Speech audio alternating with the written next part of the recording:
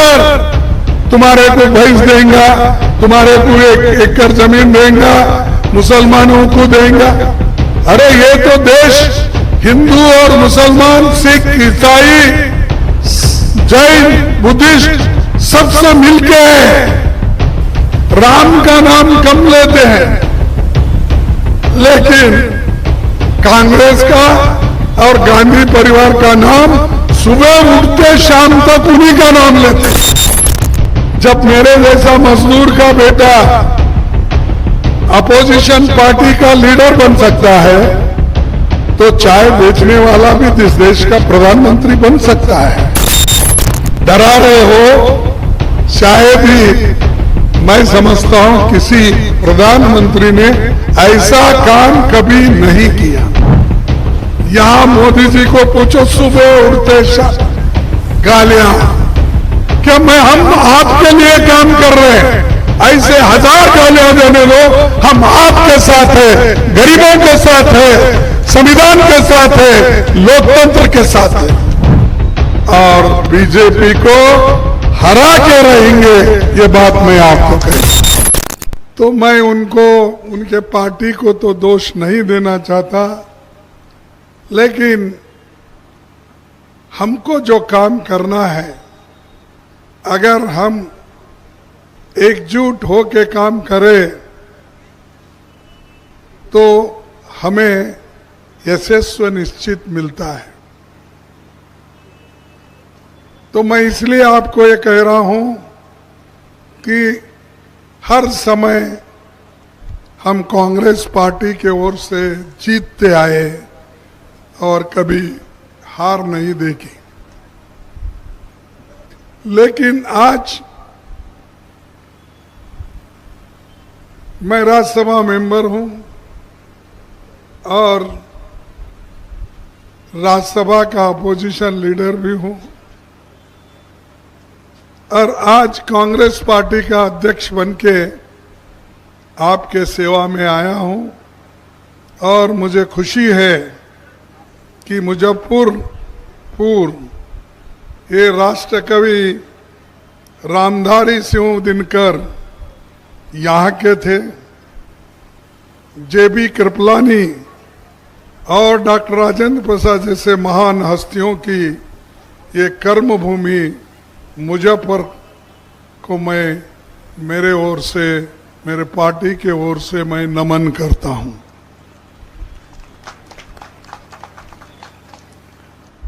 यह धरती बहुत ही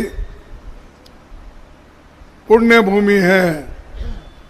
मैं इसलिए कह रहा हूं कि हमारा देश का संविधान जो बना, जो कॉन्स्टिट्यूंट असेंबली थी, उसके जो अध्यक्ष थे हमारे पूर्व राष्ट्रपति राजेंद्र प्रसाद जी थे। डॉक्टर बाबा साहब अम्बेडकर ड्राफ्टिंग कमेटी के चेयरमैन, और संविधान लिखने का काम उनको सौंपा गया, और अध्यक्ष पद हमारे जो महान नेता डॉक्टर राजेंद्र प्रसाद थे। इसीलिए ये भूमि, एक कर्म भूमि बहुत ही इम्पोर्टेंट है। इसके लिए मैंने शुरू में ही कहा, मैं नमन करता हूं इस भूमि को। साथियों, अब तक 3 चरणों के चुनाव हुए,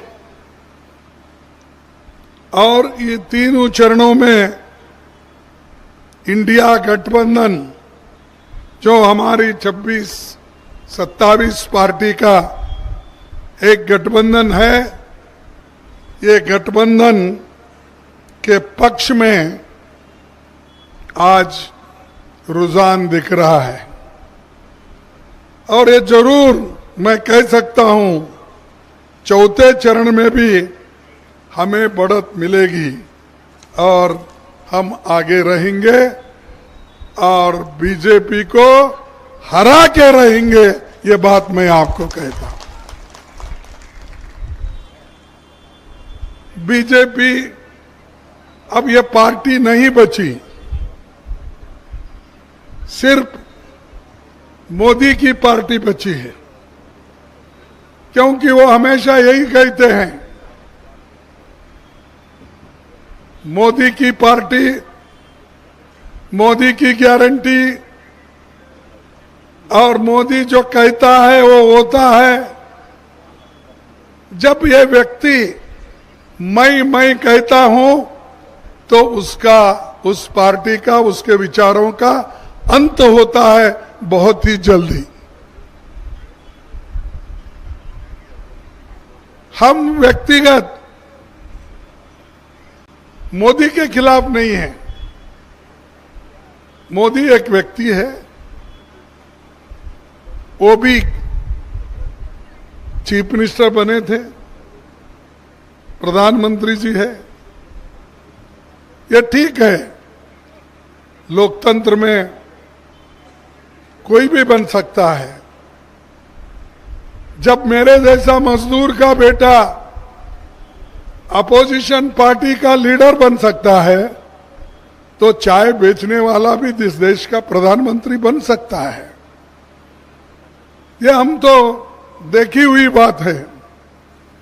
इसीलिए डेमोक्रेसी को जिंदा रखना ये बड़ा इंपॉर्टेंट है, क्योंकि एक चाय वाला बेटा भी प्रधानमंत्री बन सकता है, एक मजदूर का बेटा भी अपोजिशन लीडर बन सकता है। ये तो खूबी है इस संविधान की, इस डेमोक्रेसी को। लेकिन मोदी जी आज इसी संविधान को खत्म करने के लिए निकले हैं। इसी डेमोक्रेसी को खत्म करने के लिए आरएसएस के साथ मिलकर वो काम कर रहे हैं। और कभी ये कहते हैं डॉक्टर बाबा साहब अंबेडकर भी ऊपर से नीचे आए, तो कभी संविधान का बदलाव होने वाला नहीं है, ये कहते हैं। लेकिन कर क्या रहे हो? जितने भी संविधान के ऑटोनमस बॉडीज है, डेमोक्रेटिक प्रिंसिपल के तहत चलने वाले जितने भी अंग हैं, उनके अंग को एक एक काट रहे हो और उसका गैर इस्तेमाल आप कर रहे हो। आप लोगों को कुचल रहे हो, दबा रहे हो और उनको इतना डरा रहे हो, शायद ही मैं समझता हूं किसी प्रधानमंत्री ने ऐसा काम कभी नहीं किया। मैं पूछता हूं आपको, पंडित जवाहरलाल नेहरू जी ने कभी ऐसा किया? एक पत्र में मैं पढ़ा, डॉक्टर राम मनोहर लोहिया जी वो इलेक्शन लड़ रहे थे 57 में, 1957। तब उनके पास पैसे नहीं थे और ये देखकर, जब लेवल प्लेइंग ग्राउंड नहीं थी, तब पंडित जवाहरलाल नेहरू जी ने उनको एक जीप भेजा इलेक्शन में प्रचार के लिए और 25,000 रुपए भेजे। लेकिन राम मनोहर लोहिया जी ने कहा, मुझे जीप की जरूरत नहीं, पेट्रोल के लिए जो 25,000 होना है वो 25,000 रख लिए, जीप उन्होंने वापस की। ये है डेमोक्रेसी के प्रिंसिपल्स। यहां मोदी जी को पूछो, सुबह उठते गालियां, कांग्रेस सब भगवान का नाम कम लेते हैं। श्री राम के मंदिर तो उन्होंने कंस्ट्रक्शन करने में मदद की, लेकिन लाखों लोगों का पैसा उसमें है।